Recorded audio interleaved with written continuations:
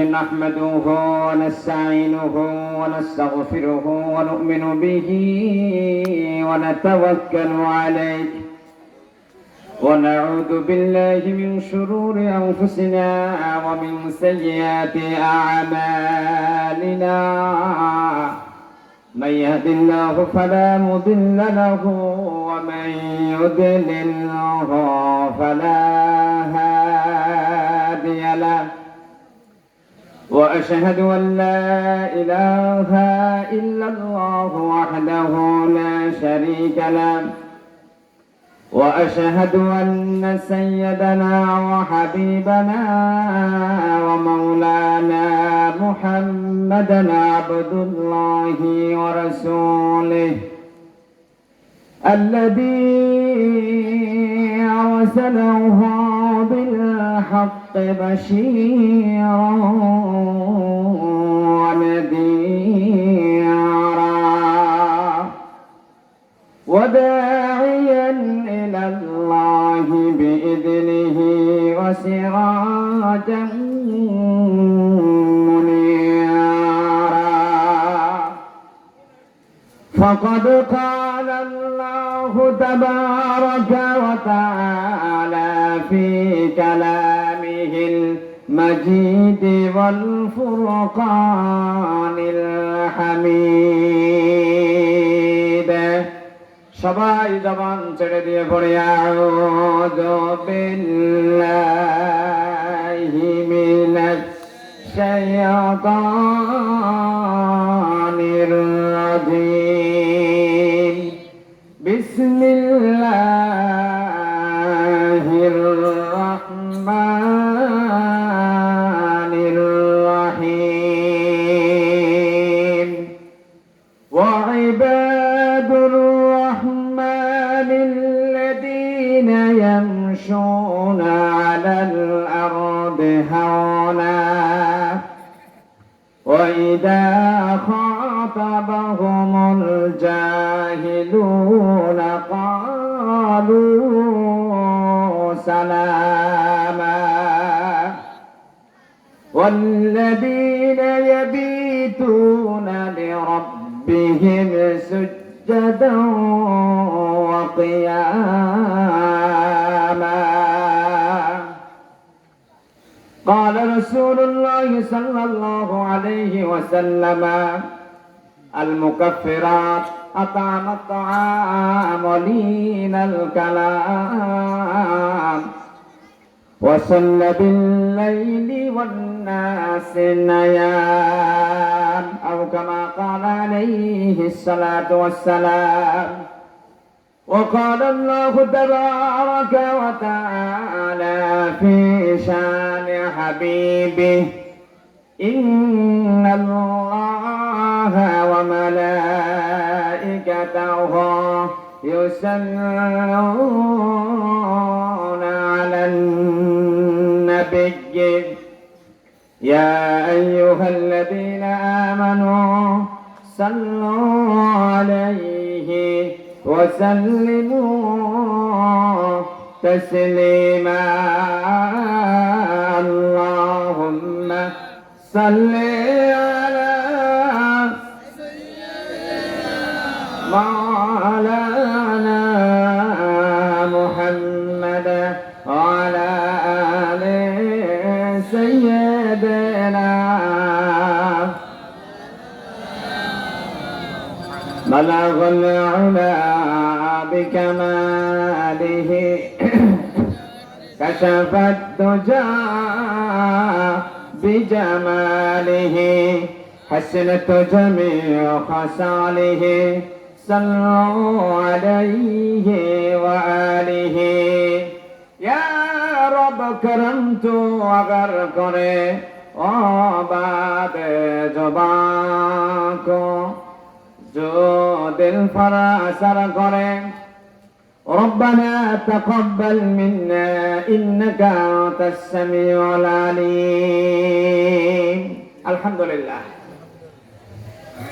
আল্লাহ পাকের দরবারে লাখ কোটি শুকরিয়া আদায় করছি যিনি আমাদেরকে আজকের এই ঐতিহাসিক তাফসীরুল কোরআন মাহফিল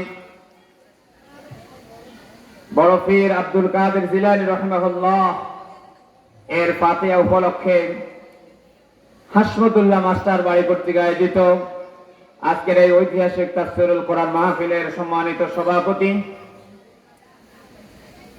উলামায়ে কেরাম, প্যান্ডেলের নিচে বসা আছেন পিতৃতুল্য সমবয়সী বড় ভাইয়ের বয়সী পর্দার আড়ালে অবস্থানরত সম্মানিতা মা এবং বোনেরা, সকলকে আবারও সালাম দিচ্ছি। আসসালামু আলাইকুম ওয়া রাহমাতুল্লাহ। আমরা আল্লাহ রাব্বুল ইজ্জাত ওয়াল জালালের দরবারে লাখো কোটি শুকরিয়া আদায় করছি, যিনি আমাদেরকে আজকের এই তাফসীরুল কোরআন মাহফিলে এসে বসে কোরআনে কারীমের কথা শোনার আমার মতো একজন অযোগ্য ব্যক্তিকে বলার তৌফিক দিয়েছেন। এজন্য শুকরিয়াটা আদায় করব কার? তাহলে হৃদয়ের সবটুকুন আবেগ, শ্রদ্ধা, সম্মান, ভালোবাসা দিয়ে আমরা কালিমাতু শুকরিয়া আদায় করি। সকলে পড়ি আলহামদুলিল্লাহ। রব্বানা লাকাল হামদ হামদান কাসীরান তাইয়িবান মুবারাকান ফীহি ইয়া রাব্বি লাকাল হামদু কামা ইয়ানবাগি লিজালালি ওয়াজহিকা ওয়া আযীমি সুলতানিক।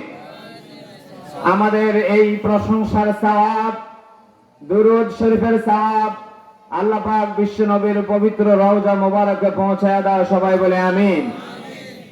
বাবা আদম শফিউল্লাহ থেকে শুরু করে আজকের এই মুহূর্ত পর্যন্ত তাম বিশ্বের মাটির নিচে যত মুমিন মুমিনাত, মুসলিমিন মুসলিমাত কবর বসে আছেন, আল্লাহ আমাদের পূর্বপুরুষ তাদের সকলের কবরে ইয়ার হাদিয়া পৌঁছায় দাও। সবাই বলে আমিন। বিশেষ করে এই মাহফিলের আয়োজন যারা করেছেন আর শোনার জন্য যারা এসেছেন, বাড়িতে যে সকল মায়েরা বোনেরা শুনছেন, এদের আত্মীয় স্বজন যারা কবর বসে আছে, আল্লাহুম্মা নাব্বির মারকাদাহুম ওয়াজআল জান্নাতা মাসওয়াহুম। সবাই বলি আমিন। আল্লাহ তাআলা এই মাহফিলের আয়োজন যারা করেছেন আর শোনার জন্য যারা এসেছেন, তাদের আত্মীয় স্বজন যারা কবর বসে আছেন, তাদের কবরগুলোর সাথে জান্নাতের কানেকশনটা লাগায় দাও আর তাদের কবরগুলোকে নূর দিয়া মুনাব্বার করে দাও। রব্বুল আলামিন জীবিত যারা আছেন, কিয়ামতের দিন এই মাহফিল আমাদের সকলের জন্য নাজাতের ওসিলা বানিয়ে দিও। আল্লাহ বলে আমিন। সম্মানিত তৌহিদি জনতা, আমি আপনাদের সামনে সূরাতুল ফুরকান, কোন সূরা? সবাই বলতে হবে কোন সূরা? এই মুরব্বির মনোযোগ কোন দিকে? আমরা কোন সূরাতে আলোচনা শুনবো ইনশাআল্লাহ? সূরাতুল ফুরকান। মাশাআল্লাহ, বারাকাল্লাহ। কোরআন শরীফের অনেকগুলো নাম আছে, একটা নাম হলো ফুরকান। সুবহানাল্লাহ।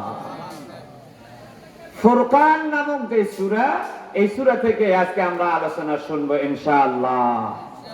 তাহলে আজকে আমরা কোরআন নামক দলিলের সূরা ফুরকান নামক খতিয়ান থেকে 24 নম্বর আয়াত নামক দাগ থেকে আলোচনা শুনবো ইনশাআল্লাহ। তাহলে দলিলের নাম কি? কোরআন শরীফ। আর খতিয়ানের নাম হলো সূরা ফুরকান। আর দাগ নাম্বার হলো সূরাতুল ফুরকানের 24 নম্বর আয়াত। এই তিনটা খেয়াল রাখবেন। দলিল হলো কোরআন শরীফ। আপনার বাড়ি, আপনি যে বাড়িতে থাকেন ওই বাড়ির দলিল জানা আছে তো? দলিলের নাম্বার জানা থাকে তো? দলিলে কোন খতিয়ানে আপনি ভোগ করেন, কোন দাগে ভোগ করেন, এগুলা জানেন তো? তাহলে আজকের আলোচনা যে কয়জনে আছেন আলহামদুলিল্লাহ, যারা কোরআন শরীফের মর্ম বুঝে তারা এখানে বসবে, আর যারা তাবারকের মর্ম বুঝবে, ওই আড্ডা দেওয়ার মর্ম বুঝবে, তারা দোকানে দোকানে আড্ডা দিবে। আর কিয়ামতের দিনে কোরআন শরীফ আল্লাহর কাছে এবং আল্লাহর রাসূল নিজে আল্লাহর কাছে অভিযোগ দায়ের করবেন। আল্লাহর রাসূল বলবে, ওয়াকালার রাসূলু ইয়া রাব্বি ইন্না কওমি ইত্তাখাযু হাদাল কুরআনা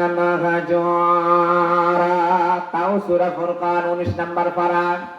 আল্লাহ রাব্বুল আলামিনের পয়গম্বর কিয়ামতের দিন আল্লাহর কাছে বলবে, রব্বুল আলামিন আমাকে তুমি কোরআনে কারীম দিয়েছো, আমি আমার উম্মতের কাছে কোরআন শরীফ রেখে এসেছিলাম গো মাওলা, কিন্তু আমার উম্মতরা কোরআন শরীফের মাহফিলের আয়োজন করে তারা দোকানে দোকানে বসে বসে আড্ডা দিয়েছে। আয় আল্লাহ, কোরআন শরীফের তাফসীরের মাহফিল নাম দিয়ে তারা কোরআন শরীফের সাথে তামাশা করেছে। রব্বুল আলামিন এই জাতীয় যারা কোরআন শরীফের মাহফিলের আয়োজন করাইয়া মাহফিলের প্যান্ডেলে না বসে দোকানে চায়ের স্টলে বসে আড্ডা দেয়, কিয়ামতের দিন আল্লাহ রাসূল তাদের ব্যাপারে কোরআন শরীফকে অবমাননা করার কারণে তাদের বিরুদ্ধে মামলা দায়ের করবেন। নাউযুবিল্লাহ। আমার আল্লাহ বলেন, ক্বালার রাসূলু ইয়া রাব্বি ইন্না কওমি ইত্তাখাযু হাযাল কুরআনা মাহজুরা। ও মিরপুরের ভাইরা বাবারা, আপনাদের কাছে যদি আল্লাহর কোরআন বেশি দামি হয়ে থাকে, আল্লাহর ওয়াস্তে দোকান থেকে চলে আসুন মাহফিলের দিকে। কাল কিয়ামতের দিন ওই দোকান আপনার পক্ষে সুপারিশ করবে না, ওই চায়ের স্টলের আড্ডা গল্প গুজব আপনার পক্ষে সুপারিশ করবে না। যে কিতাব আপনার পক্ষে সুপারিশ করবে অথবা আপনার বিপক্ষে মামলা দায়ের করবে তার নাম হলো কোরআন। তার নাম কি? আমার ভাইয়েরা বাবারা, আল্লাহ রাসূল সাল্লাল্লাহু আলাইহি ওয়াসাল্লাম বলেছেন, আল কোরআন হুজ্জাতুল লাকা ওয়া আলাইক।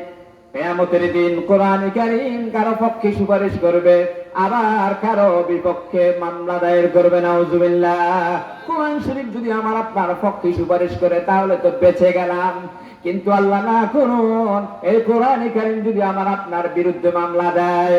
দুনিয়ায় অনেক মামলা থেকে দুর্নীতি করে তারপরে আপনার কনস্পিরেসি করে জামিন নেওয়া যায়, নিম্ন আদালতের রায় পাল্টিয়ে হাইকোর্ট থেকে রায় নেওয়া যায়, হাইকোর্টের রায়কে পাল্টায় সুপ্রিম কোর্ট থেকে নতুন রায় নেওয়া যায়। কিন্তু কিয়ামতের দিন মামলার বাদী হবেন আল্লাহ রাসূল। 19 নম্বর পারার প্রথম পৃষ্ঠা আল্লাহ পাক বলেন, ওয়াকালার রাসূলু ইয়া রাব্বি, আল্লাহ রাসূল বলবে, হে আমার রব, ইন্না কওমি ইত্তাখাযু হাযাল কুরআনা মাহজুরা। আমার উম্মতের কাছে আমি কোরআন শরীফ রেখে এসেছিলাম, কিন্তু তারা কোরআন শরীফকে নিয়ে তামাশা করেছে, মস্কারা করেছে। আমার কোরআন শরীফকে অবমাননা করার কারণে আজকে আমি মামলার 1 নাম্বার বাদী। তাহলে কোরআন শরীফকে অবমাননা করলে মামলা করলো কে? আল্লাহর রাসূল। কোর্ট হলো আল্লাহর আদালত। মামলা কি গৃহীত হবে না প্রত্যাখ্যাত হবে? সুতরাং সাবধান, আপনার চায়ের স্টল, আপনার চায়ের দোকান সবকিছুকে ছেড়ে আল্লাহর রাস্তে কোরআন শরীফের কাছে চলে আসুন। আমার ভাইরা বাবারা, আপনাদের সামনে আমি সূরাতুল ফুরকানের 26 নম্বর আয়াতে কারিমা তেলাওয়াত করেছিলাম। ফুরকান মানে হলো ওই কিতাব, কোরআন শরীফের আল্লাহ পাক 57টি নাম দিয়েছেন, তার একটা নাম হলো ফুরকান। ফুরকান এর মানে হলো যেই কিতাব সত্য এবং মিথ্যা এই উভয়ের মাঝখানে সঠিক যেটা সেটা প্রতিষ্ঠা করে যেই কিতাব দিয়া, তার নাম হলো ফুরকান। সুবহানাল্লাহ। এই কোরআন শরীফ বলে দিয়েছেন আবু জাহেল মিথ্যা, মুহাম্মদ সাল্লাল্লাহু আলাইহি ওয়াসাল্লাম সত্য। এই কোরআন শরীফ বলে দিয়েছেন উতবা, সাইবা, রবিয়া, মুগীরা তারা মিথ্যার পথে আছে, আবু বকর, ওমর, ওসমান তারা সত্যের পক্ষে আছেন। আল্লাহ রাব্বুল আলামিন কোরআনে কারীমের অন্যতম একটা নাম দিলেন ফুরকান। সেই সূরাতুল ফুরকানের আলোচনা আমরা শুনব। এই ফুরকান নামক শব্দ দিয়ে এই সূরা আল্লাহ পাক কোরআনে কারীম শুরু করে দিলেন। আল্লাহ রাব্বুল আলামিন বলেন, তাবারাকাল্লাযী নাযালাল ফুরকানা আলা আবদিহি লিয়াকুনা লিল আলামিনা নাযীরা। জবান ছেড়ে দিয়ে পড়ি সুবহানাল্লাহ। বরকতময় সেই মহান আল্লাহ যিনি তার বান্দা মুহাম্মদ সাল্লাল্লাহু আলাইহি ওয়াসাল্লামের উপর ফুরকান নাযিল করেছেন। সুবহানাল্লাহ। তাহলে কোরআন শরীফের অনেকগুলো নাম আছে, একটা নাম হলো ফুরকান। এই ফুরকান নামক সূরার 24 নম্বর আয়াত থেকে আমরা আলোচনা শুনবো ইনশাআল্লাহ। আমার ভাইয়েরা বাবারা, আকাশের নিচে জমিনের উপরে সবচেয়ে বেশি যে কিতাব তেলাওয়াত করা হয় তার নাম হলো কোরআন শরীফ। তাহলে ফুরকানের অর্থ বুঝলাম, কোরআন শরীফের অর্থটাও বুঝি। কোরআন মানে হলো পঠিত। কোরআন শরীফের দুইটা অর্থ, কর্ণুন এবং করউন। কর্ণুন থেকে যদি হয় তাহলে হবে অর্থ সংযুক্ত, আর করুন যদি থেকে হয় তাহলে অর্থ হবে পঠিত। দুটোটাই অর্থে গ্রহণযোগ্য। এই পৃথিবীতে যত আসমানি কিতাব নাযিল করেছেন তার ভিতরে সবচাইতে যে কিতাবটি বেশি তেলাওয়াত হয়েছে তার নাম হলো কোরআনে কারীম। নাযিল হওয়ার পর থেকে শুরু করে কিয়ামত পর্যন্ত যেই কিতাব তেলাওয়াত হতেই থাকবে সেই কিতাবের নাম হলো কোরআন। এটার আরেকটি অর্থ হলো সংযুক্ত। আল্লাহর কোন বান্দা যদি কোরআন শরীফের সাথে সম্পর্ক রাখে, সংযুক্ত হয়ে যায়, ওই বান্দার সাথে সরাসরি আল্লাহ রাব্বুল আলামিনের সম্পর্ক হয়ে যাবে। সুবহানাল্লাহ। সুতরাং বুঝা গেল কোরআনের একটা অর্থ হলো এটা এমন এক কিতাব, এই কিতাবকে যারা ফলো করে এই কিতাবের মাধ্যমে মহান স্রষ্টার সাথে বান্দার সম্পর্ক হয়ে যায়। ও দোকানে যারা বসে আছেন ভাইরা, আসুন আমরা কোরআন শরীফ শুনি, আর এই কোরআন শরীফের মাধ্যমে আমাদের মাওলার সাথে আমাদের গভীর সম্পর্কটা জড়ায় নেই। রাজি আছি তো ইনশাআল্লাহ? আমার ভাইরা বাবারা, এই কোরআন কারীম এত দামি, এত ফজিলত, এত বরকত, এত রহমত। আল্লাহ রাব্বুল আলামিনের পয়গম্বর জনাব মুহাম্মদুর রাসূলুল্লাহ সাল্লাল্লাহু আলাইহি ওয়াসাল্লাম 40 বছর পর্যন্ত বিশ্বনবী ছিলেন আব্দুল্লাহর ছেলে মুহাম্মদ। যখন কোরআন শরীফ তার উপর নাযিল হয়ে গেল তখন আল্লাহ পাক বিশ্বনবীকে আর আব্দুল্লাহর পোলা মুহাম্মদ ডাকেন না, ডাকেন মুহাম্মদুর রাসূলুল্লাহ। কোরআন কারীম এতটা পাওয়ারফুল, 40 বছর পর্যন্ত মুহাম্মদুর রাসূলুল্লাহ সাল্লাল্লাহু আলাইহি ওয়াসাল্লাম ছিলেন মক্কার জমিনে পরিচিত আব্দুল্লাহর এতিম ছেলে মুহাম্মদ। আল্লাহ রাব্বুল আলামিন বলেন, কুল ইন্নামা আনা বাশারুম মিসলুকুম ইউহা ইলাইয়া আন্নামা ইলাহুকুম ইলাহুন ওয়াহিদ। ও নবী, তুমি ছিলে সাধারণ মানুষ, তুমি ছিলে অন্যান্য মানুষের মতো। অন্যান্য মানুষরা যেরকম বাবা মায়ের কনজুয়াল লাইফের মাধ্যমে দুনিয়ায় আসেন, তুমিও সেইভাবে এসেছ, সেই হিসেবে তুমি মানুষের মতো। তবে বিশ্বনবীর মূল থিওরি, মূল আপনার গঠনটা আল্লাহ পাকের কুদরতে নূর থেকে, এই কথাটা ক্লিয়ার করে দেয়। কিন্তু আল্লাহ পাক বললেন, ও নবী আপনি বলুন আমি তোমাদের মতোই মানুষ। এটা কোরআন শরীফের আয়াত, সূরাতুল কাহফ। এর অর্থ হলো বিশ্বনবীর লেনদেন, বিশ্বনবীর ব্যবসা বাণিজ্য, বিশ্বনবীর বিবাহ শাদী সবকিছু আমার আপনার মতো মানুষের মতো। আমরা যেরকম বিবাহ করেছি, আল্লাহর হাবিব পয়গম্বর আল্লাহ রাসূল সাল্লাল্লাহু আলাইহি ওয়াসাল্লাম তিনিও বিবাহ করেছেন। আমাদের যেরকম বাচ্চা কাচ্চা, আমাদের ছেলে মেয়ে হয়েছেন, আল্লাহ রাসূলের ছেলে মেয়ে হয়েছেন। আমরা যেরকম বাজারে গিয়েছি, আল্লাহ রাসূল মক্কা শরীফের মদিনা শরীফের বাজারে গিয়েছেন। সেই দিক থেকে আল্লাহ রাব্বুল আলামিন বললেন, নবী গো আপনি বলেন আমি তোমাদের মতো মানুষ। এই কথা বলার পরে আল্লাহ পাক বললেন, ইউহা ইলাইয়া, আমি তোমাদের মতো মানুষ হতে পারি। 40 বছর পরে আমি আর তোমাদের মতো সাধারণ মানুষ নয়, আমি হয়ে গেলাম অসাধারণ। কারণ আমার উপর আল্লাহ পাক কোরআনে কারীম নাযিল করেছেন। সুবহানাল্লাহ। এই কোরআনে কারীম এত দামি। রমজান মাস একটু সামনে আসতেছে। রমজান মাস 12টি মাসের অন্যতম একটা মাস। মুহররম, সফর, রবিউল আউয়াল, রবিউল সানি, জামাদিউল উলা, জামাদিউল সানি, রজব, শাবান, রমজান, এরকম 12টি মাসের অন্যতম একটা মাস। কিন্তু 11 মাসের কোনো দাম নাই, 11 মাসের কোনো মর্যাদা নাই। রমজান মাসের মতো আল্লাহ রাসূল সাল্লাল্লাহু আলাইহি ওয়াসাল্লাম বলেন, রমজান মাসের মর্যাদা এতটা বেশি, গোটা সৃষ্টি জগতের উপর আমি রব্বুল আলামিনের মর্যাদা যেমন অন্যান্য মাসসমূহের উপর আল্লাহ পাক কোরআন শরীফের মর্যাদা তেমন বাড়িয়ে দিয়েছেন। সুবহানাল্লাহ। আল্লাহ রাসূল বললেন, ও আমার সাহাবীরা শুনো, রজব মাসের মর্যাদা হলো অন্যান্য মাসসমূহের উপরে এত বেশি, সকল আসমানি কিতাবের উপর কোরআন শরীফের মর্যাদা যেমন বেশি, রজব মাসের মর্যাদা অন্যান্য মাসের চাইতে তেমন বেশি। এবার শাবান মাসের ব্যাপারে বলছে, এখন তো শাবান মাস চলছে। আল্লাহ রাসূল বললেন হাদিস শরীফের দ্বিতীয় অংশ, আমার সাহাবীরা, সকল পয়গম্বরের ভিতরে আমি নবীর মর্যাদা যেমন, সকল মাস সময়ের ভিতরে শাবান মাসের মর্যাদা তেমন। সুবহানাল্লাহ।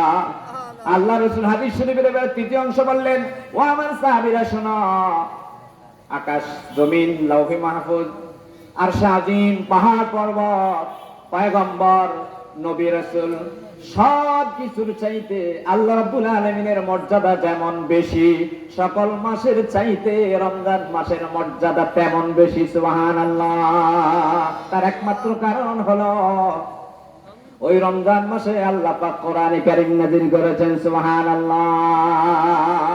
আমার ভাইরা বাবারা, বিশ্বনবী বলেন শাবান ও শাহরি, শাবান মাস হচ্ছে আমি নবীর মাস, ও রমজান শাহরুল্লাহ, আর রমজান মাস হচ্ছে আল্লাহ রাব্বুল আলামিনের মাস। সুবহানাল্লাহ। এজন্য আল্লাহ রাসূল যখন রজব মাস আসতো, ইজা দাখালা রজবা فقال اللهم بارك لنا في رجب وشعبان وبلغنا رمضان। রজব মাসে যখন আল্লাহ রাসূল পদার্পণ করতেন, তখন এইভাবে দোয়া করতেন, আল্লাহ রজব মাসের আর শাবান মাসের বরকত আমাকে দাও, ওয়াবাল্লিগনা রমাদান, আর রমজান মাস পর্যন্ত আমাকে দীর্ঘ নেক হায়াত দাও। সবাই বলি আমিন। আল্লাহ রাসূল আরেকটি হাদিস শরীফে বলেন এইভাবে, তিনি কৃষকের সাথে দৃষ্টান্ত দিলেন। একজন কৃষকের তিনটা কাজ।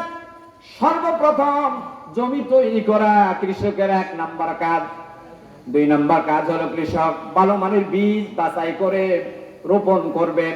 রোপণ করার পরে ওই বীজটা যখন মাটি ফেটে অঙ্কুরিত হয়ে দুটো পাতা গজাবে, এরপরে ওই গাছটাকে পানি দিয়ে এবং বিভিন্ন ধরনের আগাছা পরিষ্কার করে পরিচর্যা করবে। পরিচর্যা করার পরে ফসল কাটার যখন সময় হয়ে যাবে, এবার ওই কৃষক তৃতীয় পর্যায়ে, চূড়ান্ত পর্যায়ে কয়েকজন লেবার নিয়ে, কয়েকজন শ্রমিক নিয়ে ভালোভাবে ফসলটা কেটে এসে গুদামজাত করবে অথবা গোলা ঘরে তার নিরাপদ জায়গায় রাখবে। ঠিক কিনা?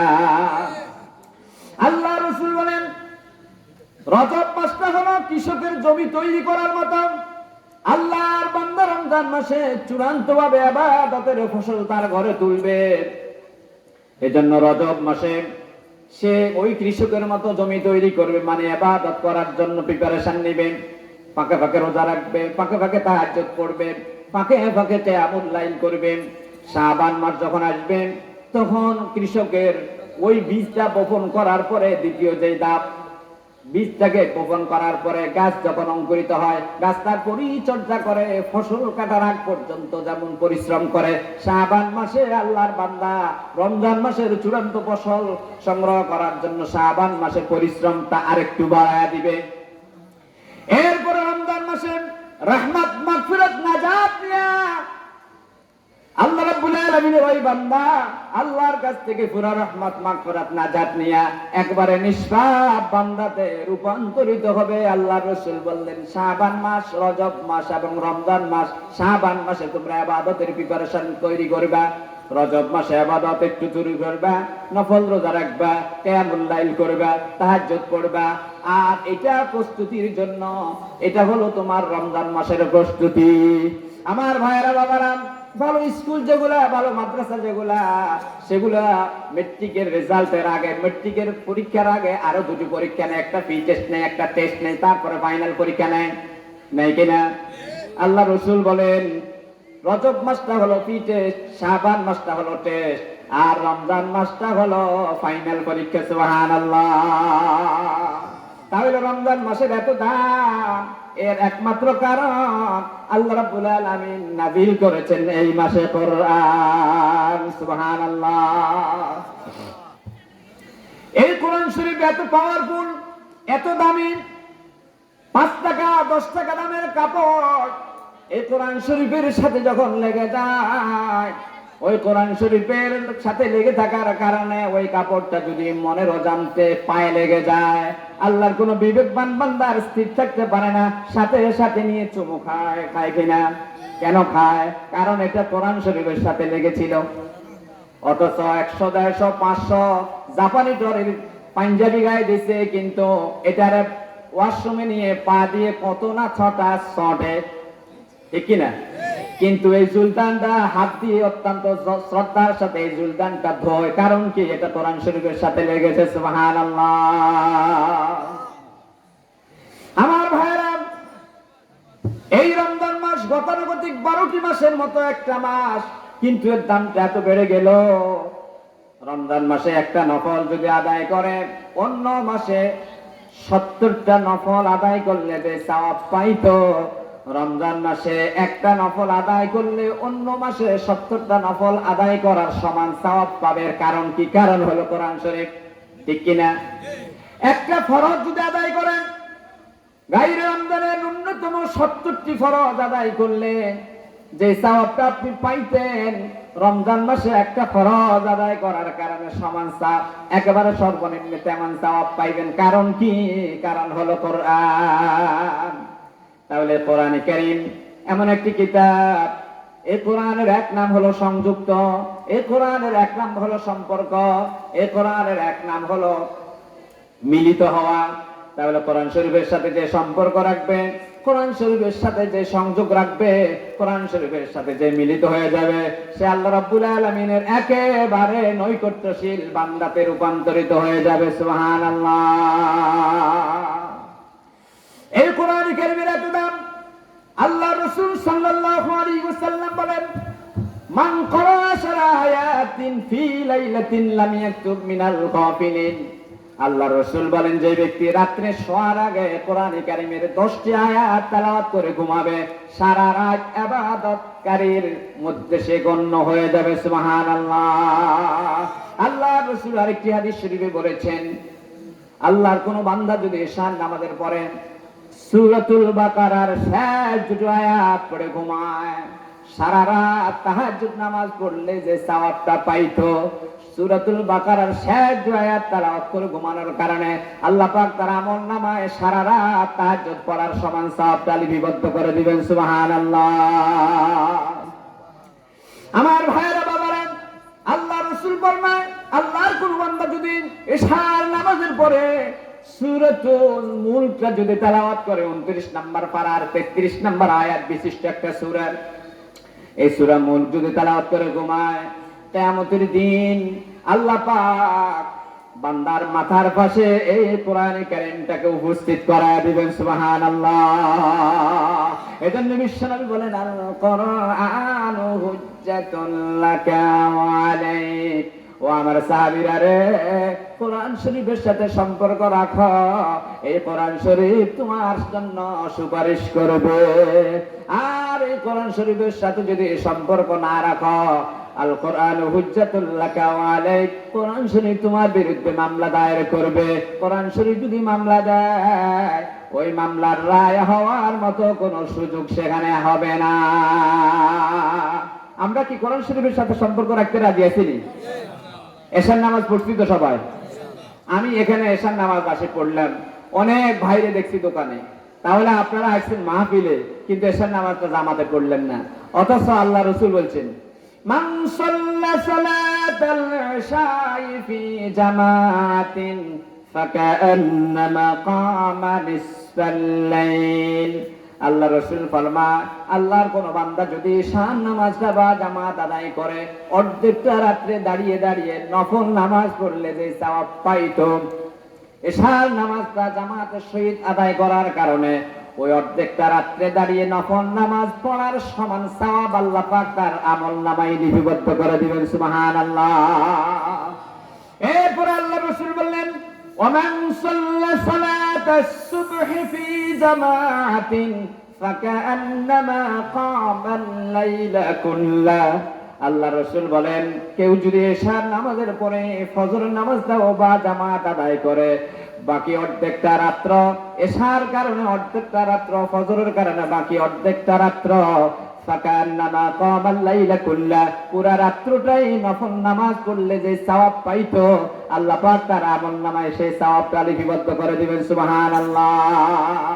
আমি আপনাদের সামনে যে আয়াতটি তেলাওয়াত করেছি ওই আয়াতটার অর্থ হলো রহমানের বান্দা যারা তারা রাত্রি জাগরণ করে ইবাদত, সিজদা এবং কিয়ামের মাধ্যমে। সুবহানাল্লাহ।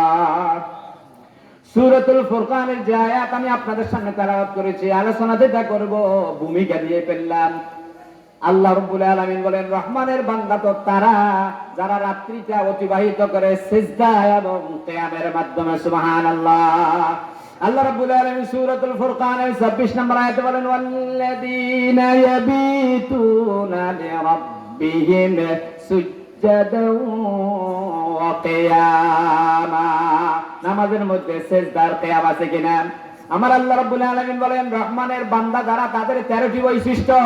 এই ওয়াজটা আমার উত্তর চন্দ্রপুর আজিজিয়া মাদ্রাসায় করেছি। পুরা ভিডিও আপনার ইউটিউবে আছে, ফেসবুকে আছে। সেখানে শেষটার আলোচনা করেছিলাম 13 নাম্বারটা, এখানে আলোচনা করতেছি 4 নাম্বারটা। রহমানের বান্দা যারা তাদের 13টি বৈশিষ্ট্য। 4 নাম্বার বৈশিষ্ট্য হলো রহমানের বান্দা যারা তারা রাত্রি যাপন করে, রাত্রি অতিবাহিত করে সিজদা এবং কিয়ামের মাধ্যমে। সুবহানাল্লাহ। কেন আয়াত নিলাম? আমাদের দেশে অনেক ভাই বলে সবে বরাত বলতে কিছু নেই। ও ভাই, ও বাবা, যতগুলো দলিল দিবে এখন থেকে সবগুলো রাত্রির ইবাদতের বিষয়ে। সুবহানাল্লাহ। আমার ভাইরা বাবারা, যে কথাটা বলতে চেয়েছিলাম, আল্লাহর কোন বান্দা যদি ফজর আর ঈশার নামাজটা বা জামাত আদায় করে, পুরোটা রাত্রে দাঁড়িয়ে দাঁড়িয়ে নফল নামাজ আদায় করলে যে সওয়াব পাইতো সেই সওয়াবটা পাবেন। হাসরের ময়দানে যখন আমলনামাটা দেওয়া হবে, মানুষগুলো বলবে মালি হাদাল কিতাবে লা ইউগাদিরু সাগীরাতান ওয়ালা কাবীরাতান ইল্লা আহসাহা ওয়া ওয়াজাদু মা আমিলু হাদিরান ওয়ালা ইয়াজলিমু রাব্বিকা আহাদা। আল্লাহ রাব্বুল আলামিন সূরাতুল কাহাফ 15 নম্বর পারার 18 নম্বর পৃষ্ঠায় বলেন হাসরের ময়দানে যখন বান্দার আমলনামাটা উপস্থাপন করা হবে, বান্দা তখন দেখবে মালি হাযাল কিতাব। সে বলবে কি রে, কেমন ধরনের কিতাব দিল? কিতাব মানে হলো লিখিত আমলনামা। লা ইউগাদিরু সগীরাতান ওয়ালা কাবীরা। ছোট কোনো কাজ করেছি তাও বাদ পড়ে নাই, বড় কোনো কাজ করেছি তাও বাদ পড়ে নাই, সব যে পুঙ্খানুপুঙ্খ রূপে এই আমলনামায় লিপিবদ্ধ হয়ে আছে। বিশ্বাস হয়নি? আল্লাহ রাব্বুল আলামিন বলেন কুল্লু ইনসানিন আলজামনাহু তায়রাহু ফি উনুকিহি ওয়া নুখরিজু লাহু ইয়াওমাল কিয়ামাতি কিতাবান ইয়ালকাহু মানশারা।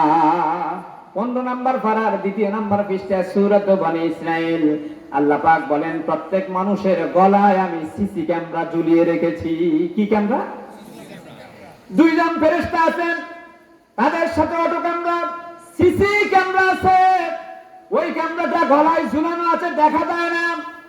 আল্লাহ রাব্বুল আলামিন বলেন কুল্লু ইনসান মানে হলো মানুষ, প্রত্যেকটি মানুষের গলায় আমি অটো ক্যামেরা ঝুলিয়ে রেখেছি। ভয়ঙ্কর এক আয়াত। বন্ধুরা আমার, বাবারা আমার, দুনিয়ার সিসি ক্যামেরা সুইচ অফ করে দেওয়া যায়, ইলেকট্রিক লাইন কেটে দিয়ে আপনার সিসি ক্যামেরার নিয়ন্ত্রণকে আপনি নিয়ন্ত্রণ হারা হয়ে যেতে পারেন, তাই কিনা? কিন্তু আমার রব্বুল আলামিন আমার আপনার গলায় যে সিসি ক্যামেরা লাগিয়েছেন, দুনিয়ার কোনো শক্তি নাই এটাকে অকার্যকর করার। একটা উদাহরণ দেন, সিসি ক্যামেরা যে আছে এটা বিশ্বাস কেমনে করবেন? আল্লাহ পাক সূরাতুল বাকারার প্রথম আয়াতে বলেন আল্লাযীনা ইউমিনুনা বিল গায়বি ওয়া ইউকিমুনাস সালাহ।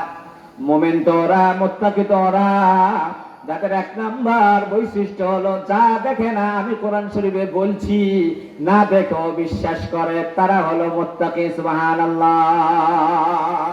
আল্লাহকে দেখা যায় না কিন্তু আছে, আছে তো। জান্নাত দেখা যায় না, আছে তো। জাহান্নাম দেখা যায় না, আছে তো। ওটা তো বড় বড় বিষয়, কিন্তু বন্ধুরা আমার, বাবারা আমার, এই যে আমরা যারা এখানে আছি আমাদের সবার আকল আছে, তো আকল বুঝুন তো, কিন্তু এটাকে দেখা যায়নি। আকল আছে বিদায়ী তো পোশাক পরে টুপি মাথায় দিয়ে ভদ্রতার সহিত মাহফিলে বসেছেন, এটাই তো প্রমাণ আপনার আকল আছে। আমার আপনার বডির ভিতরে রু আছে কিন্তু দেখা যায় না, আছে তো? রুটা আছে বিদায়ী তো আমি কথা বলতে পারি, রুটা আছে বিদায়ী তো আপনি বসে আছেন।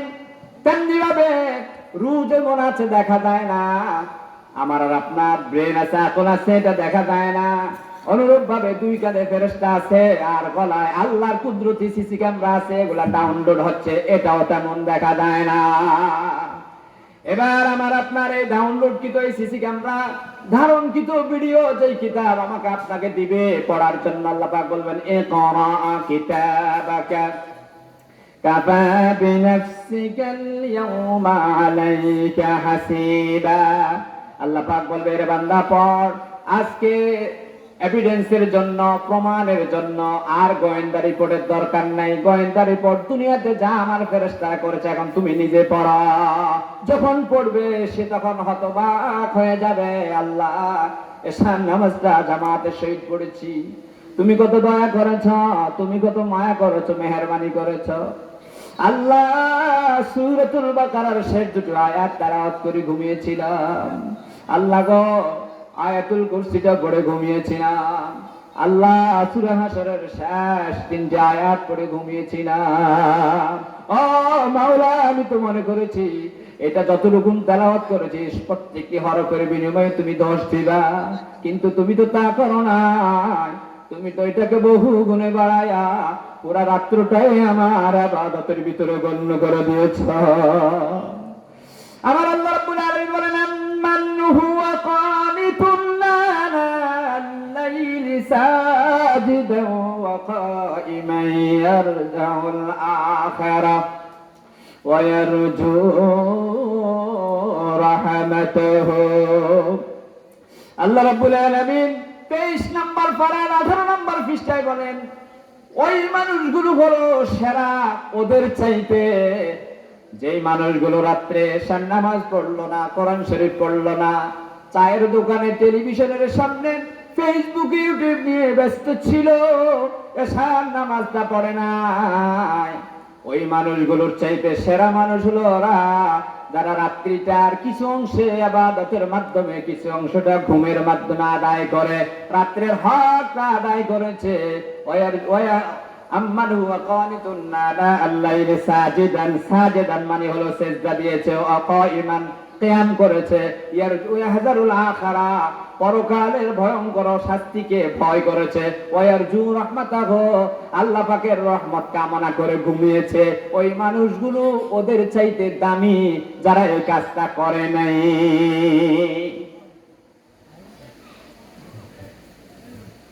ওয়া ইয়ারজু রাহমাতা রাব্বাহুম, এই মানুষগুলো আল্লাহর রহমত তালাশ করবেন। একটা উদাহরণ দেই, রহমত কেমনে দিবেন। আপনারা আমরা যারা চাকরি করি, যেমন মনে করে আমার 47 সালের 48 সালের 1 জানুয়ারিতে আমার চাকরি শেষ হয়ে যাবে, সরকার বাহাদুর যা দিবেন তা হয়তো বেঁচে থাকলে খেতে পারবো, যদি না বাঁচি খেতে হতে পারবো না। কেউ যদি 80 বছর বাঁচে তাহলে 20 বছর সে পেনশন ভোগ করতে পারেন, তাহলে 60 বছর পর্যন্ত 30 থেকে শুরু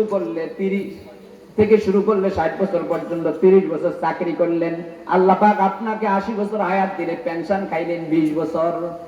কিন্তু আমার আল্লাহ রাব্বুল আলামিন বলেন আরে বান্দা, রাত্রে যদি ইবাদত করস, কোরআন শরীফের উপর যদি আমল করস, ওই আমলগুলোকে আমি আল্লাহ এত বেশি প্রবৃত্তি করব, ওয়ারজু রাহমাতাহু, এরে বান্দা তোর ওই প্রত্যেকটি আমল দ্বারা আমি জান্নাতের এক একটি নাজনামতে রূপান্তরিত করে ফেলবো। সুবহানাল্লাহ।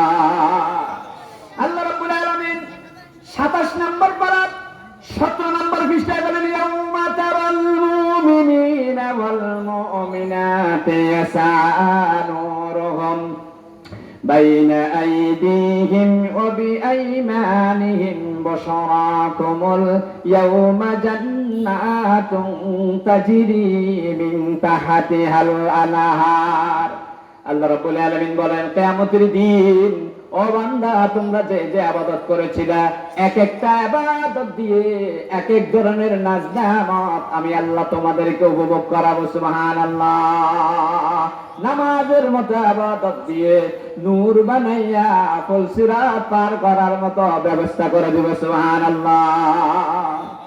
আমার ভাইরা সূরা আলে ইমরান পারা নাম্বার 3 পৃষ্ঠা নাম্বার 11 নম্বর পৃষ্ঠায় এবং 10 নম্বর পৃষ্ঠায় লম্বা 3টি আয়াত আল্লাহ পাক নাযিল করেছেন। যারা রাত্রে ইবাদত করে তাদের কি পাওয়ার, তাদের কি ফজিলত, তাদের কি সম্মান আল্লাহ পাক দিবেন। আল্লাহ পাক বললেন মানুষের লোভনীয় জিনিস হলো প্রথম হলো যুইনা লিন্নাস হুব্বুশ শাহাওয়াত। একজন মানুষ যখন যৌবনে পদার্পণ করেন ওই ব্যক্তির কাছে টাকা পয়সার চাইতে একজন সুন্দরী রমণী বউ তার বেশি পছন্দ। কথাগুলো খুব খেয়াল করেন। হুব্বুশ শাহাওয়াতি মিনান নিসা, নিসা মানে হলো রমণীর বউ, ইমরাতুনের বউ, নিসা। মানুষ যখন যৌবনে পদার্পণ করে মানুষের এক নম্বর চাওয়া পাওয়া হয় আমি যদি একটি ভালো পরিবারে ভালো একটা রূপসী সুনয়না সুদন্তা সুহাসিনী সুকোষিনী রূপের গৌরবে গৌরবান্বিতা বংশের আভিজাত্য গৌরবে আভিজাত্যা এমন একটা মেয়ে যদি বিবাহ করতে পারতাম, এটা হলো কোনো বান্দার প্রথম চাহিদা। আমার আল্লাহ এত সুন্দর ভাবে বুঝিয়েছে রে বান্দা, আমার রাত্রি জাগরণ করে যদি ইবাদত করো তোরে এই এই কোয়ালিটি সম্পন্ন এই এই নাজ নেয়ামত দেব। পর্যায়ক্রমে বলতেছি বিবাহ করার পথে এবার ওই বান্দার চাহিদা হলো আল্লাহ বিবাহ যেহেতু করেছি এবার আমাকে একটু বাপ শুনতে মন চায়। মেয়েরা বিবাহ হওয়ার পরে মা ডাক শুনতে মন চায়। ওয়ালবানিনা তোর দ্বিতীয় চাহিদা হলো চাওয়া পাওয়া হলো ছেলে মেয়ে। এরে বান্দা 3 নম্বর চাওয়া পাওয়া হলো স্ত্রীর গয়নাঘাটি দেওয়া, একটু ভালো মানের একটা বাড়ি করা। হুব্বুশ শাহাওয়াতি মিনান নিসাই ওয়াল বানিনা ওয়াল কানাতিরিল মুকান্তারা, একটা ঢাকা একটা বাড়ি হলে চিটাগাং একটা বাড়ি হলে লক্ষ্মীপুর শহর যদি একটা বাড়ি হয়ে যায় এরে বান্দা তোর 3 নম্বর চাওয়া পাওয়া থাকে তোর এগুলো।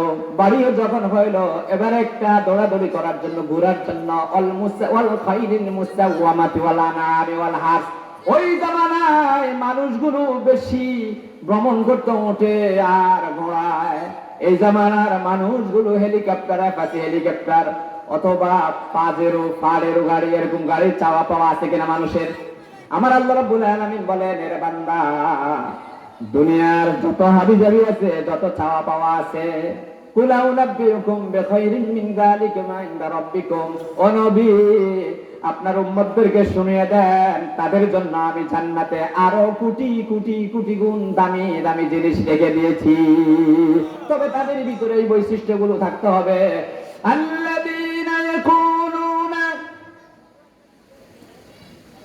ইন রাব্বানা আমান্না ফাগফির লানা যুনুবানা ওয়া কিনা আযাবান নার আস-সাবিরিনা ওয়াস-সাদিকিনা ওয়াল কানিতিনা ওয়াল মুনফিকিনা ওয়াল মুস্তাগফিরিনা বিল আসহার।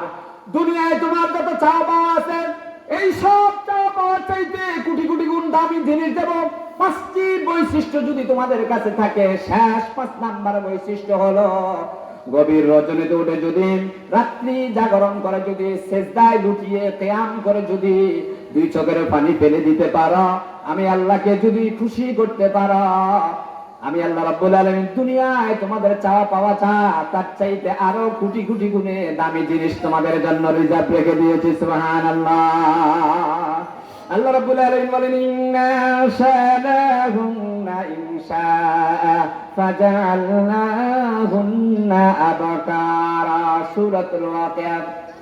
আল্লাহ পাক বলেন যারা রাতে সূরা ওয়াকিয়া পড়বে মাগরিবের নামাজের পরে, কি নামাজের পরে? মাগরিবের নামাজের পরে যারা সূরাতুল ওয়াকিয়া পড়বেন এই মানুষগুলোর রিজিকের অভাব হবে না।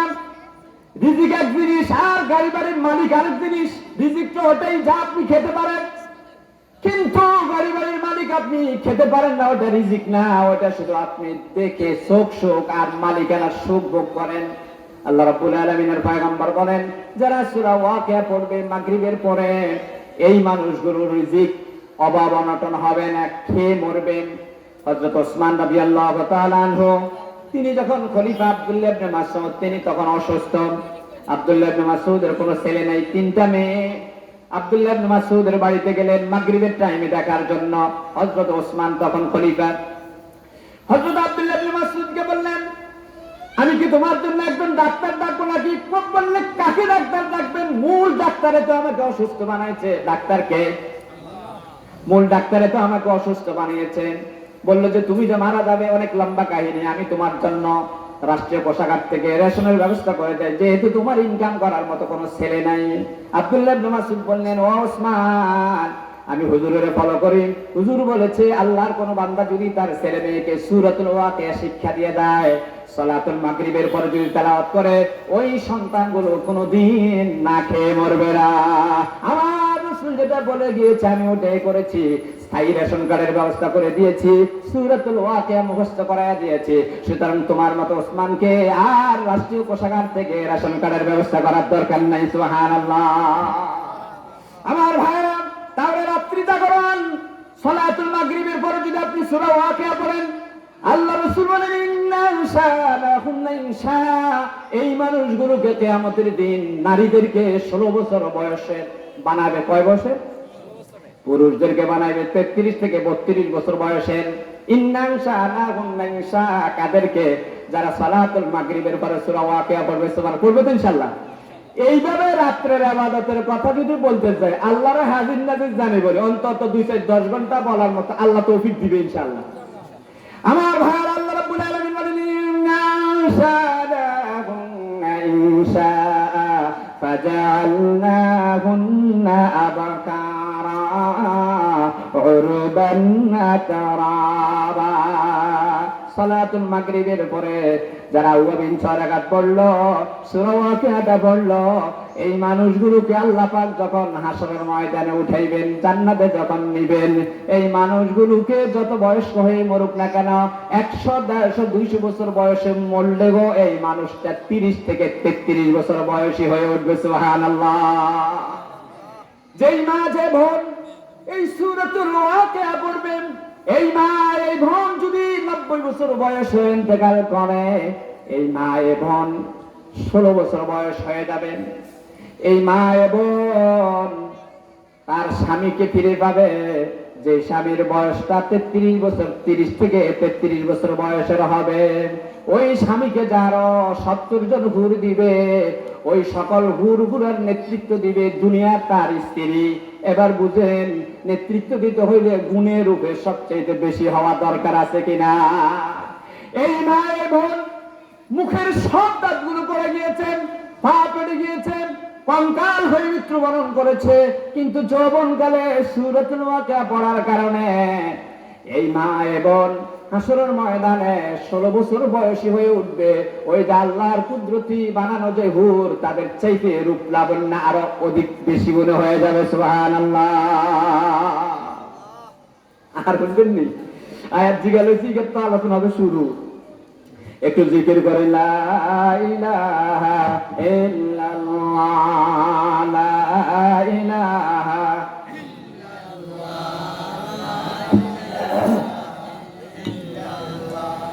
লা ইলাহা ইল্লাল্লাহ, লা ইলাহা লা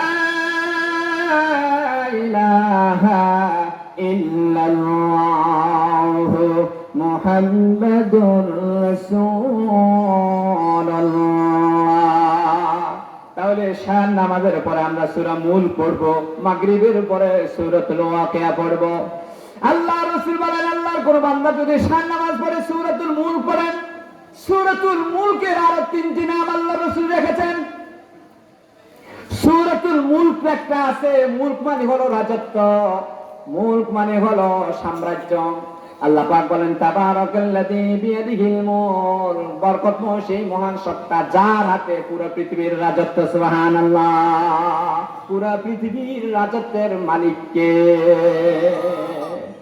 আমার আল্লাহ বলেন, আন্নাল কুওয়াতা লিল্লাহি জামিআ, সকল ক্ষমতার উৎস জনগণ নয়, সকল ক্ষমতার মালিক উৎস হলো কে?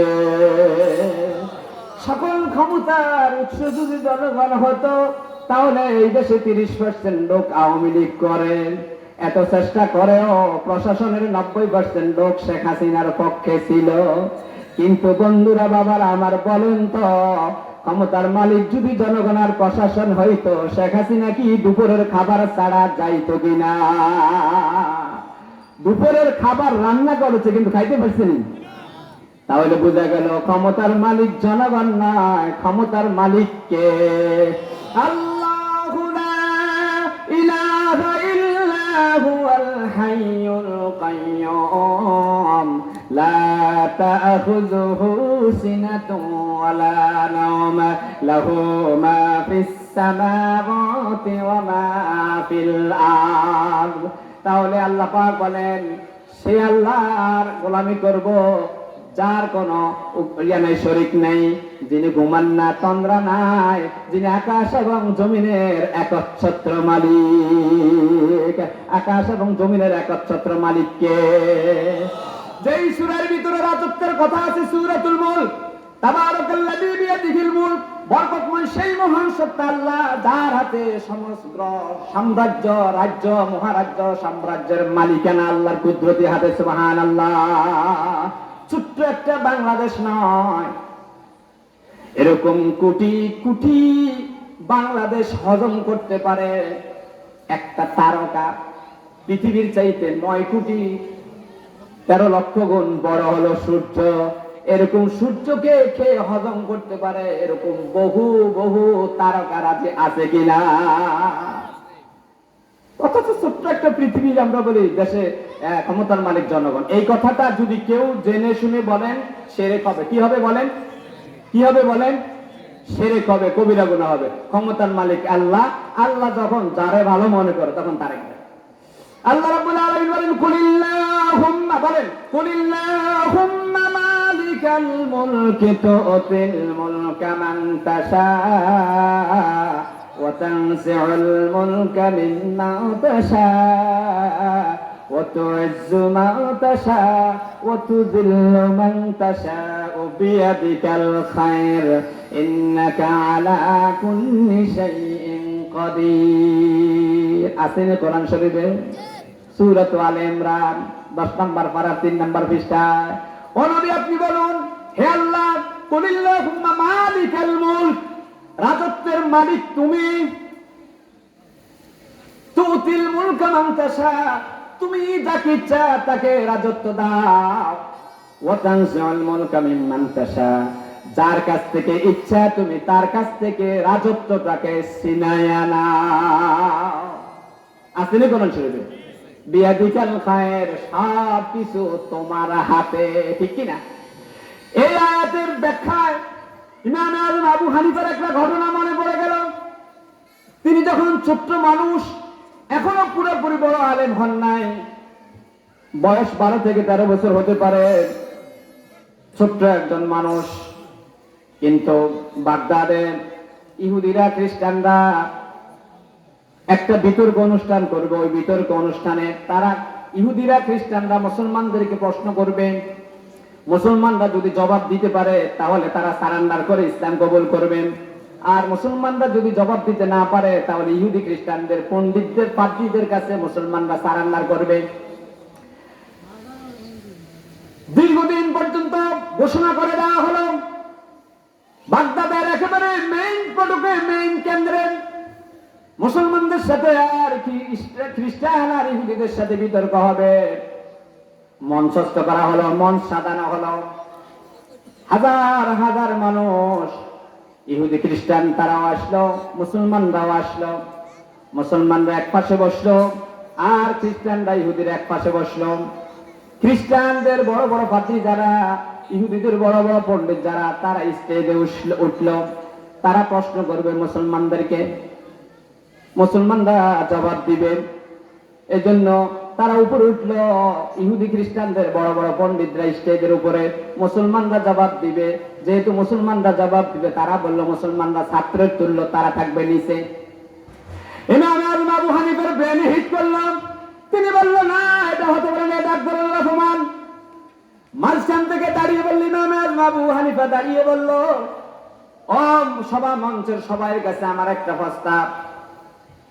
তিন পতন নীরবতা, সবাই তাকিয়ে রইল। ছোট্ট মানুষ কি বলতে চায়, চেহারার দিকে দেখতে তো তাকিয়ে থাকতে মন চায়। জীবনে কোনোদিন কোন গুনাহ করছে কিনা জানি না, আমার মনে হয় নিষ্পাপে ছিল। কারণ যেই লোকটি 40 বছর পর্যন্ত সাত নামাজের রজু দিয়ে ফজর পড়েছেন, সুবহানাল্লাহ, যেই লোকটির 60,000 ফেকা নামক কিতাবের ছাত্র হয়েছিল, সুবহানাল্লাহ, যেই লোকটি 96,000 মাসালা নিজে ইস্তেমবাদ করেছেন, সুবহানাল্লাহ, রমজান মাস আসলে যেই লোকটি 61 খতম কোরআন শরীফ পড়তেন, দিনে 1 খতম পড়তেন, রাত্রে 1 খতম, এভাবে হলো 60 খতম। খতমে তারাবির ভিতরে 1 খতমের বেশি আল্লাহ রাসূল দেন নাই, সাহাবায়ে কেরাম দেন নাই।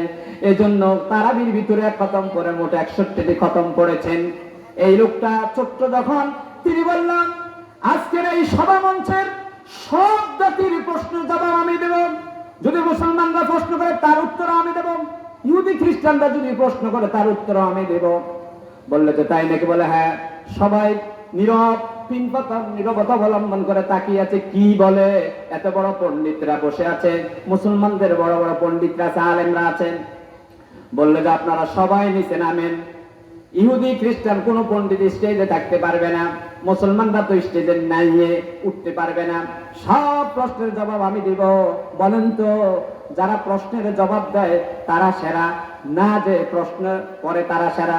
বললো যে আমার থিওরিতে যিনি প্রশ্নের জবাব দিলে তিনি হলেন টিচারের পদমর্যাদা, আর যারা প্রশ্ন করবে তারা হলো ছাত্রের মর্যাদা। সব ছাত্রগুলা নিচে থাকবে, আমি টিচারের পদমর্যাদা, আমি স্টেজে উঠবো, সুবহানাল্লাহ।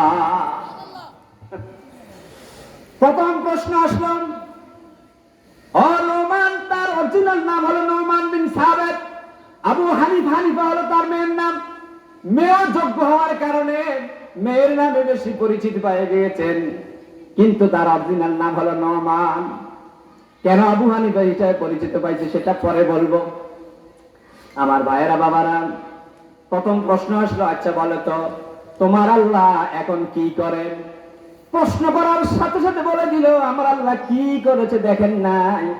আপনাদের মতো বড় বড় পণ্ডিতদেরকে, যারা তাওরাত জাবুরের ইনজিলের বড় বড় পণ্ডিত মনে করেন, বড় বড় পণ্ডিতদেরকে আমার মতো পিচ্চি ছোট্ট একটা মানুষ যারা থাপড় খাবাইয়া নিচে নামাইয়া দিয়েছে, আমার আল্লাহ এখন এটা করেছে, সুবহানাল্লাহ। বললো যে দলিল কি? বললো দলিল সূরা আলে ইমরান, কুলিল্লাহুম্মা মালিকাল মুলকি তুতিল মুলকা মান তাশা ওয়া তানজিউল মুলকা মিম্মান তাশা। আমার আল্লাহ বলে দিয়েছে, ওগো নবী আপনি বলুন, আল্লাহ রাজত্বের মালিক তুমি। তুমি যাকে ইচ্ছা সম্মানিত করো, যাকে ইচ্ছা বেইজ্জতি করো, যাকে ইচ্ছা রাষ্ট্রীয় পাওয়ার দাও, যাকে ইচ্ছা তার থেকে রাষ্ট্রীয় পাওয়ার কেড়ে নাও। আমার আল্লাহ বলছে যাকে ইচ্ছা তাকে ইজ্জত দেয়। আমার আল্লাহ আপনাদের চাইতে আমাকে বেশি ইজ্জত দিয়েছেন, এই কাজটাই আমার আল্লাহ এখন করেছেন, সুবহানাল্লাহ। বুঝছেননি? ইমাম আযম আবু হানিফা কলা গাছ দেখলো, দলিল দিয়ে গেলেন স্বর্ণ বানাইতে, এত জ্ঞানের অধিকারী ছিল, সুবহানাল্লাহ। আমি ফাঁকে ফাঁকে বলি, ইমাম আযম আবু হানিফার মাসালাকে আজ পর্যন্ত টেক্কা দেওয়ার মতো কোন আলেম জন্মায় নাই।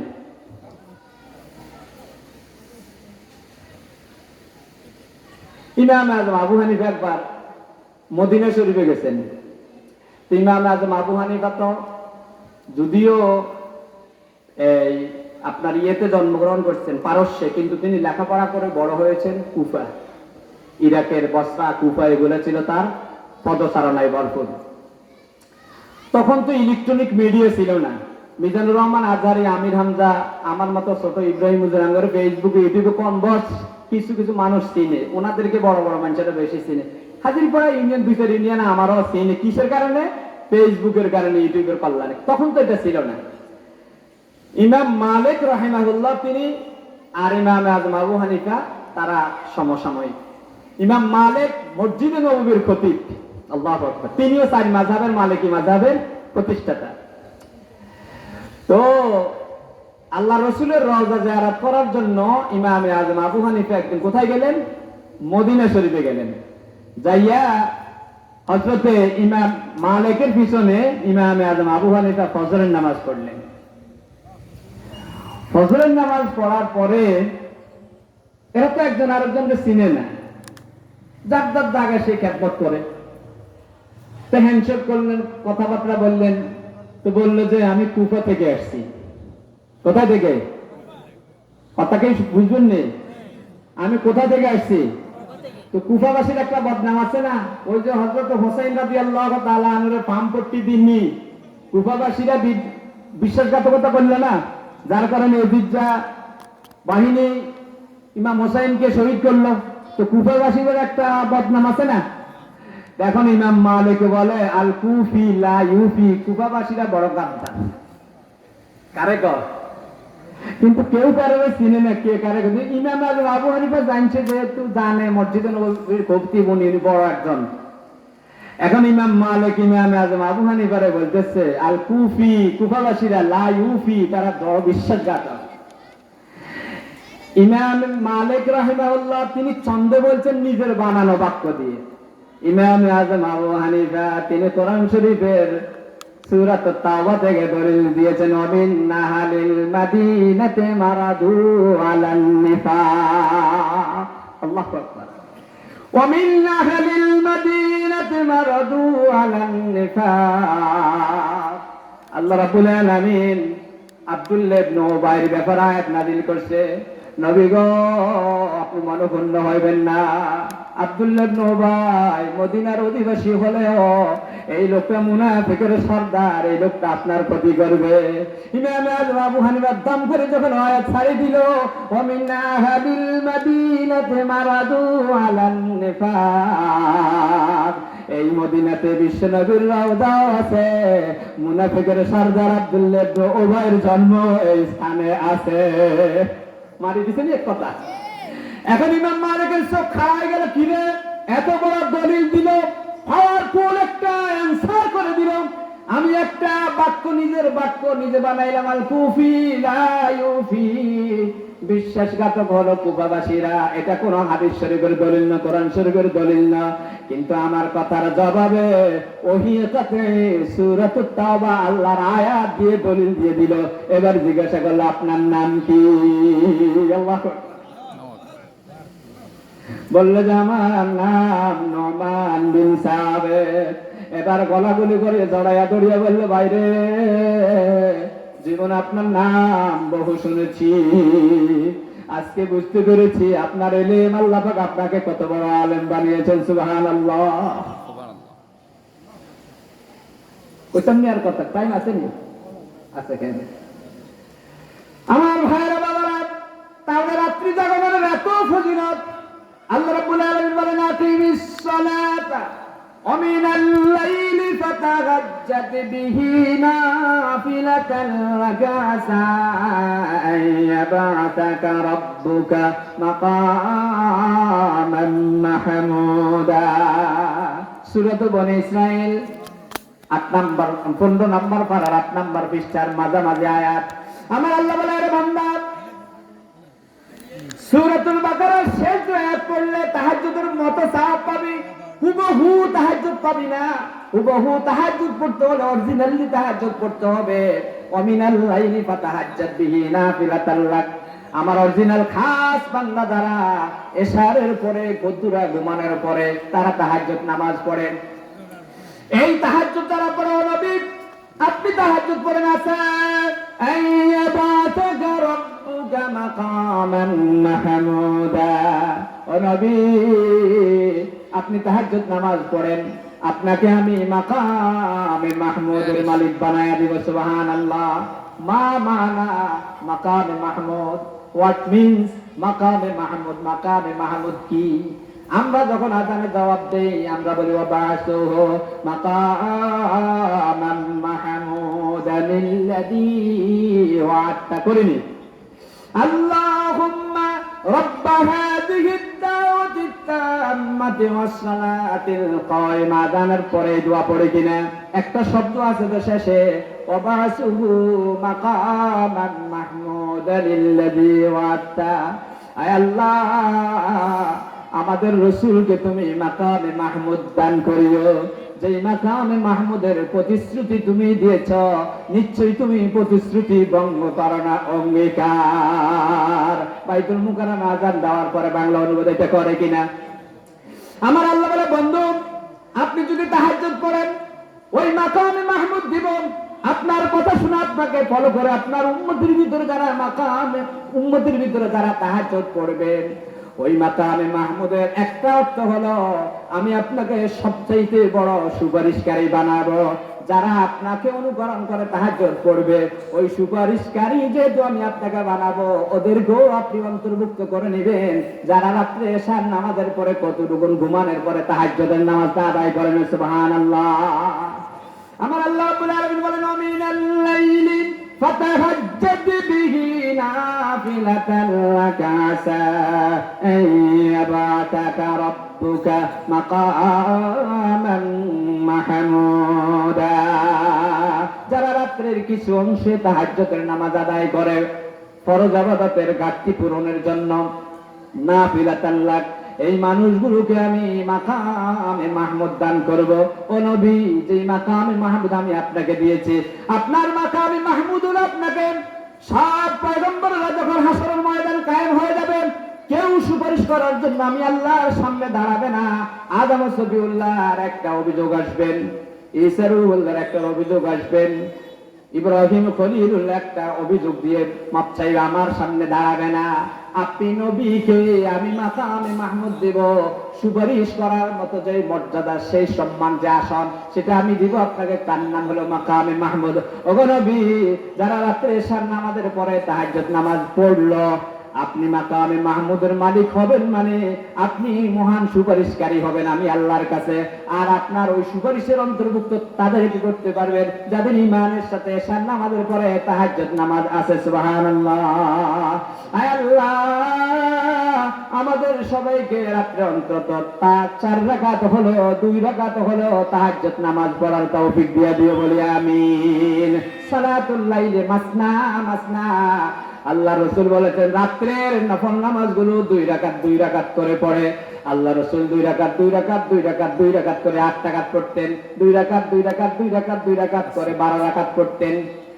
সর্বনিম্ন একেবারে কম যদি পড়েন 2 রাকাত পড়বেন। বন্ধুরা আমার, ভাইরা আমার, আসুন এবার ইমাম আযম আবু হানিফার আরেকটি টেকনিক যুক্ত মাসালা। আমার ভাইরা বাবারা, এশার নামাজ মূলত 9 রাকাত। কয় রাকাত? 9 রাকাত। কিন্তু এশার নামাজের পরে আগের বাবারা ভাইরা আমাদেরকে মুক্তবে শিখিয়েছে এশার নামাজ 15 রাকাত। কয় রাকাত আমরা শিখছি? এখন অনেকে এটা নিয়ে সমালোচনা করে। ও বাবা, ও বন্ধু, কোরআন শরীফ হাদিস শরীফ পুরো রিসার্চ করো, সমালোচনা আসবে না। ইমাম আবু হানিফা থিওরি ছিল এশার নামাজ যদি 15 রাকাত হয়, তাহলে আগে যে 4 রাকাত পড়লো, ওই 4 রাকাতের ভিতরে তাহিয়াতুল ওযু আর দুখুলুল মসজিদ ডুবে গেল। পরে যে বিতরের পরে বা বিতরের আগে যে 2 রাকাত নফল পড়লো, এই 2 রাকাতে আল্লাহ পাক তাহাজ্জুদ ভিতরে পরিগণিত করায়া হাসরের ময়দানে আল্লাহ পাক তাকে মাকামে মাহমুদ দান করে দিবেন। সুবহানাল্লাহ। তবে অরিজিনাল উত্তম সুন্নতি পদ্ধতি হলো এশার নামাজ পড়ে ঘুমায় যাবেন, সুন্নত পড়ে ঘুমায় যাবেন। রাত্রে উঠে তাহাজ্জুদ আর বিতির যদি একত্রে পড়তে পারে, এটা হলো সবচাইতে আওলা, সবচাইতে সুন্নত মোতাবেক আমল। সুবহানাল্লাহ। কিন্তু এটা পারবেন না, হয়তো বয়সের কারণে অসুস্থ হয়ে গিয়েছেন, এশার নামাজের পরে এরপরে ঘুমানোর পরে জাগ্রত হবেন, এটার কোনো গ্যারান্টি নেই। বিতরের নামাজ কিন্তু তরক করা যাবে না, এটা ওয়াজিব। এই জন্য আপনি বিতরের নামাজটা পড়ে নিলেন। এরপরে তাহাজ্জুদ যাতে আপনার কাজা না হয়, এই জন্য আপনি তাহাজ্জুদ হিসাবে 2 রাকাত আপনি ওই যেটাকে আমরা নফল বলি, এশার নামাজে অনেকে বসে পড়ে, অনেকে দাঁড়ায় পড়ে। যেভাবে পড়েন অসুবিধা নাই, তবে দাঁড়িয়ে পড়াটা উত্তম। দাঁড়িয়ে পড়া উত্তম। আমার ভাইরা, দলিল কোথায়? আল্লাহ পাক সূরাতুল কাহফে বললেন ومن الليل فاسجد له وسبحه ليلا طويلا فسبح بحمد ربك। আল্লাহ রাব্বুল আলামিন বলেন ওয়াসাব্বিহ বিহামদি রাব্বিকা ওয়াইদবারিস সুজুদ। তোমরা রাত্রে আল্লাহর প্রশংসা করো, ফরজ নামাজগুলোর পরে প্রশংসা করো। আমি আজকে গবেষণা করে পাইলাম সুন্নত নামাজের ব্যাপারে কোন কোরআন শরীফের আয়াত আমি পাই না, এটা হুজুরের হাদিস শরীফ দ্বারা পাইছি। কিন্তু আজকে গবেষণা করতে করতে দেখলাম যে সুন্নত নামাজ যে সুন্নতে মুআক্কাদা, হুজুরের হাদিস শরীফ আছে, কোরআন শরীফের আয়াতও আছে সূরা কাহফে। আল্লাহ বলেন আমার প্রিয় বান্দা হলো ওরা যারা ফরজ নামাজের পরেও ওয়াইদবার সুজুদ, ফরজের পরে আবার সেজদা দেয়, তার মানে ফরজের পরে কি সেজদা দেয়? সুন্নত। সুন্নাত। সুবহানাল্লাহ, আল্লাহু আকবার। এটা আমরা বিশ্বাস করতে হবে, আসলে গবেষণার কোনো শেষ নেই। ওমিনাল লাইলি ফাসাব্বিহ, রাত্রের কিছু অংশে তারা কি করে? তাসবিহ পাঠ করবে। ওয়া ইদবার সুজুদ, ইমাম আযম আবু হানিফা বলতেছেন, আল্লাহ যে বলছে ওমিনাল লাইলি, তারা এশার নামাজ পড়বে, রাত্রের নামাজ পড়বে, রাত্রের শেষ নামাজ তো হলো এশার নামাজ। ওয়া ইদবার সুজুদ, ইশারের পরে আবার সিজদা দিবে। তাহলে ইশারের পরে সিজদা দিবে, এখানে সুন্নত মুআক্কাদা যে 2 রাকাত আছে তার কথাও আছে, তাহাজ্জুদের কথাও আছে। আবার আল্লাহ পাক স্পেশালি আয়াত নাযিল করছেন, ওমিনাল লাইলি ফাতাহাজ্জাত বিহি নাফিলাতাল লাক। সুতরাং যারা পারে এশার নামাজের পরে ঘুমানোর পরে যদি পারে তারা আয়াতটা আমল করবে, সরাসরি তাহাজ্জুদের কথা। আর যারা দুর্বল অসুস্থ, রাত্রে ওঠার কোনো গ্যারান্টি নাই, তারা এশার নামাজের পরে সুন্নতের পরে 2 রাকাত 4 রাকাত নফল নামাজ পড়ে তাহাজ্জুদের কাজ আদায় করবেন। সুবহানাল্লাহ। সন্ন্যত মাদ্রাসার এক ওস্তাদ আমার মরে গেছেন, বর্তমান জামিতুল আলিম মাদ্রাসার প্রিন্সিপালের বাবা, আমার ওস্তাদ, যিনি যার এক কথা আমার জীবনের মোড় ঘুরে গেছে আলহামদুলিল্লাহ। আমি তো এটা আমার কপাল, যে মাদ্রাসায় পড়ছি সেই মাদ্রাসার টিচার হয়ে আসছি। আমি যখন হাফিজে শেষ করি সন্ন্যত কারামতি আলিম মাদ্রাসায় ভর্তি হতে গেলাম, আমি গেছিলাম ক্লাস 9-এ ভর্তি হইতে। তো মরহুম ফজলুল হক, আমরা তাকে কোয়ারিয়ার হুজুর বলতাম। আমি হুজুরের কাছ থেকে যাওয়ার পর হুজুর আমার বললে, আরে বাবা তুমি তো হাফেজ মানুষ, তুমি যদি ক্লাস 9-এ ভর্তি হও তাহলে 6, 7, 8 এর যে কিতাবগুলো আছে, মূলত মাদ্রাসার বেসিক বেস অন দা মাদ্রাসা, মাদ্রাসার মূল হলো আরবি দ্বিতীয় পত্র, মিজান, মুনসাহেব, নাহমের, মিয়াতামেল, এটা মাদ্রাসা ছাত্ররা বুঝবে। এই কিতাবগুলো আমরা